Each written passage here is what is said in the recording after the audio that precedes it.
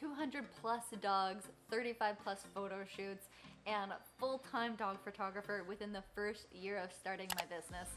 How the frick did I do it? Well, let's cue this intro, and when we get back, I will tell you the key steps that I took to make this dream career, as you guys are always telling me, happen.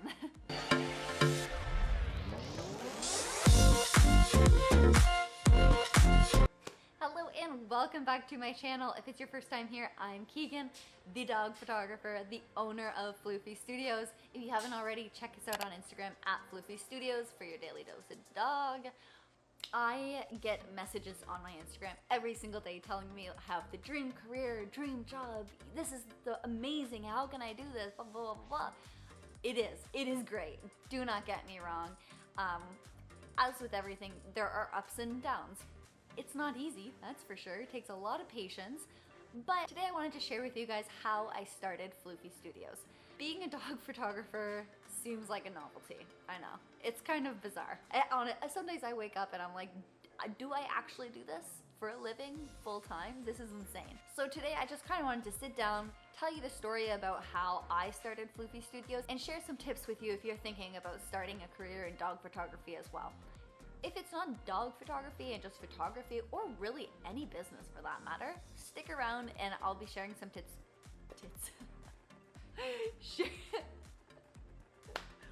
Wow, the maturity level. Sharing some tips throughout this video. Today, I am bringing you all the way back to July 2019. Little old Keegan sitting at her office desk in a dental office, so sad. She wanted to be a photographer in the worst way, but how? She does not like people. She does not like real estate photography. What to do? Okay, kidding. For real. I was actually a dental assistant before all of this. I was working as a dental receptionist for a few years because dental assisting sucks ass. And for the last probably 4 or 5 years, I knew one thing, and it was that I wanted to be a full-time photographer. The aspects of being a photographer really were my goals of a career and, you know, the day-to-day activities of working from home, being your own boss, and really I wanted something that I could grow to the sky. There's no limit to how much money you can make. The more effort you put in, the more money you make, the more your business grows. So I started with people, as any photographer does, I assume. I started doing families, I tried to do models, and when I realized, I just don't really like people that much. I like people, but I give hella props to any sort of human photographer out there because people are difficult to deal with, especially models. Anyways, moving on. I realized that was not gonna be for me, no matter what avenue I wanted to go down. Humans were not it. So I dipped my toe into the real estate photography. I love architecture. I love beautiful homes and beautiful buildings. It is something that fascinates me to this day. So I thought, let's give it a try. Can't be that hard. Just take some pictures of a house, take some pictures of a building. I really thought that I was gonna get into this and I was gonna be able to do photos of resorts and travel the world and, you know, do this wonderful thing. So I dipped my toe into that, realized not for me. I didn't hate it. It was okay. But I realized that there was a lot of competition out there, and the market was oversaturated with these huge real estate photography companies, which I was able to get a job at a couple of them. But again, I didn't want to work for somebody else. If I was going to work for somebody else, I might as well have just stayed at my receptionist job. And one day I stumbled across a studio dog portrait and I was just blown away. I've always loved dogs. That could be a whole story on its own. I knew I wanted to do something with dogs, but had kind of given up the dream after working in a vet office and a grooming salon. I just figured, unless I want to be a dog trainer, which I don't have the spirit for, props to the dog trainers out there, that's it. I'm a shit out of luck. But I came across the studio dog portrait and I was floored. Just gorgeous. Like, dogs are so beautiful, and I loved how crisp the photo was and everything about it. I I was with my friend actually, and she showed me, and she's like, why don't you do this? Haha, jokes, jokes. And I just couldn't get it out of my head after that. I went home to my partner and said, like, can we actually do this? Like, could I really start a dog photography company? And the wonderful human that he is answered, why the hell not? So, step number 1, what did I do? I decided this is what I wanted to do, and I niched down. If you are watching other people's YouTube videos, you've probably heard this term a lot, and essentially what it means is picking one subject and really sticking to it. Quality over quantity, right? As a photographer, it's really easy to get caught up in just photographing a whole variety of things. I'm a boudoir photographer, and I also photograph families, and I also do real estate, and I also do sports. That's all great, but be the master of one thing. It's just so much better. So I dropped all of my other side photography jobs, and I put all of my effort and all of my passion into what I really wanted to do, which was dogs. Step number 2. What I did next was I started researching the type of equipment that I would need. And as you can imagine, I was a broke-ass 21-year-old bee, and I couldn't go out and buy all this expensive equipment, so I had to really do some digging online. There's not a lot of information out there about specific dog photography. I'm sure you can tell by stumbling across my video. What did I do? I looked at the inventory that I had currently. What could I make work? What did I need to buy? I already had a camera. I had some very cheap speed lights, y'all know if you guys are familiar. All I needed was some soft boxes, a backdrop stand, and a backdrop. I ended up finding all the supplies I needed to get started and just start practicing for around $300. If you guys are interested in seeing a video on the stuff that I started off with, let me know in the comments down below, and I would love to walk you through the very cheap studio setup that I started with. But I'm not gonna go into too much detail because I just don't really feel like that matters for this video. So I have the supplies. Now what? Step number 3, practice, practice, and practice some more. With photography, any type of photography that you plan to do, practice is the most important. How can you expect somebody to pay you for photography services if you're not that good? Tough love, I know, but it's true. So practice.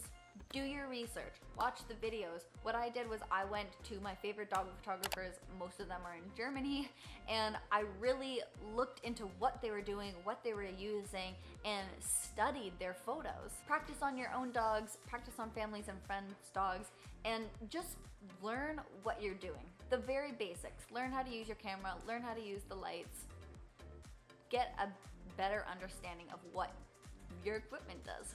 So I practiced on my own dogs, practiced on my families and friends, had a little bit of a portfolio going, but not too much. And my next step was, I think, a bit unconventional, but it ended up working out really, really great for me. And what I did was I threw this whole kind of launch event. And by event, I mean, I somehow talked 19 people into bringing their dogs in for a photo shoot with me. Kidding, I did not talk them into it. I got 19 people to bring their dogs in for no money, totally free. I ended up getting the event sponsored by a dog food company, so that covered my studio costs, and that's it. Everything else was free. I did not earn a cent on it other than I had now 19 different dogs to put into my portfolio. And you just really cannot put a price tag on that. It is hard to build up a portfolio as a photographer because you have to, do the work for free essentially, and a lot of people aren't willing to do that. So I threw this launch event because it worked out really good for me. I'm a little bit of an anxious person, so I really was quite nervous to start charging people when I didn't really know what the frick I was doing. Like, I had no idea about studio photography. The first studio portraits of anything that I had taken were of my dogs in my living room. This was my first time even being in a studio. So I figured, if it's for free, the pictures don't turn out that good, no harm, no foul. I did my best, people could see that. It kind of, they'll be surprised with really good photos, or they just won't care if they really get any good ones. So that is the reason why I did that. And then after that, I just booked shoot after shoot. I started really, really low, $50 a dog, and then I worked my way up, 100, 150, and so on and so forth. I really think it's important with any business, but especially photography, to build up on your prices, because I know you have to know your worth, but you also have to know your worth. And if you're not supplying people with a $200 value of photos, then don't charge that amount. Like, you're learning, you're getting better and better each time, and the money will come, but you have to be putting out content that's worth it. So build your way up. Who cares if you don't make that money from the start? You're building momentum, you're building a presence online. It will all be worth it in the end. And I feel like a lot of photographers get caught up in this, and it's really not a big deal. I mean, every business starts from the bottom. Think about it this way. You all know when you're in grade school or high school, the younger kids sit at the front of the bus and the older kids sit at the back. So you're not gonna go on the bus for the first time in grade 9 and expect to sit at the back of the bus. Hell no. You have to work your way to the back as you get older, as you get more seniority, right? Same thing. You know, you don't want to overcharge, but you also don't want to undercharge. And that's kind of like, there's no wrong way to do it, no wrong or right way to do it. You just, you know, have to do it. And I would say that's the biggest thing that you can take away from this video is, if you have an idea, if you have a passion, just go for it. Like, there is no better time than right now, and you can sit around and you can think on it and think on it and think on it some more, but you're not going to get anywhere with that. If you just take that first step, that hardest step, and just keep moving forward. And you know, that can be anything. Keep moving forward, and you could be educating yourself in the field that you want to work in, watching these videos, or doing an online course, or practicing, like starting an Instagram. Even if it's just a hobby right now, just start and see where it takes you. If it doesn't work out, no big deal. But if it does work out and it grows into this huge, wonderful thing, this huge, wonderful passion that you love so much and you striving towards every single day, it's going to mean the world to you. That's what Floofy Studios is for me, and there's not a day that goes by that I regret any of my decisions. I am so happy with my life, and that is because I took a chance. Nobody thought that I was going to be a full-time dog photographer. Like, that is the most bizarre thing you can tell somebody that you're trying to do, but I did it. And, you know, look at me now. I'm really not totally comfortable saying that, like, I'm not that kind of person, but I'm proud of myself. And I hope that my little bit of knowledge that I can share with you guys helps you chase your dreams. And yeah, just do it. Get her done. Anyways, I hope you guys liked this video. If you did, don't forget to hit that thumbs up button as well as subscribe. And don't forget to follow us on Instagram at FLOOFYSTUDIOS for your daily dose of hacking cute doggos. And I'll see you guys next week.